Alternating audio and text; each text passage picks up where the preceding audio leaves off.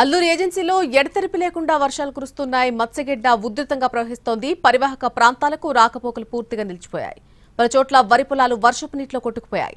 పాడేరు నుండి చింతపల్లి వెళ్లే ప్రధాన రహదారి వద్ద కల్వర్టు పై నుండి వాగు ప్రవహిస్తోంది. చింతపల్లి నుండి పాడేరుకు రాకపోకలు స్తంభించిపోయాయి.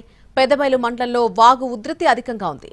దీంతో 50 గ్రామాలకు రాకపోకలు నిలిచిపోయాయి. హుకుంపేట మండలం చేదుపుట్టు వద్ద వంతెన పై నుండి నీరు ప్రవహిస్తోంది. 10 గ్రామాలకు పూర్తిగా రాకపోకలాగిపోయాయి.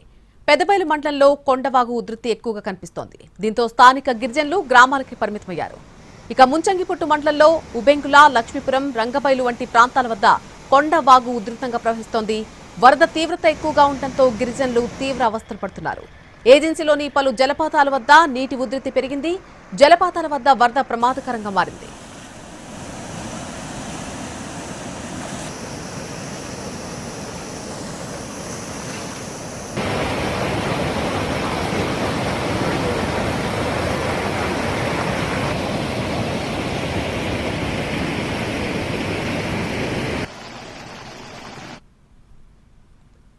భోగాపురం ఎయిర్పోర్ట్ ప్రాంతంలో భారీగా వర్షపు నీరు రోడ్డుపైకి చేరుకుంది. ఉదయం నుంచి కురుస్తున్న వర్షాలకు అప్రోచ్ రోడ్ మొత్తం కూడా నీట మునిగిపోయింది.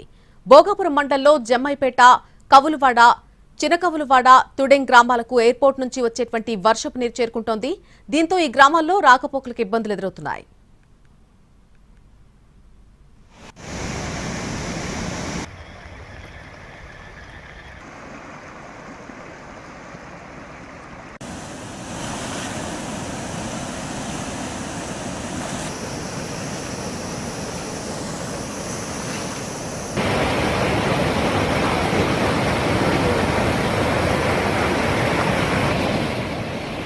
భోగాపురం ఎయిర్పోర్ట్ ప్రాంతంలో భారీగా వర్షపు నీరు రోడ్డుపైకి చేరుకుంది. ఉదయం నుంచి కూడా కురుస్తున్నటువంటి వర్షాలకు అక్కడ ఉన్నటువంటి అప్రోచ్ రోడ్ నీట మునిగింది.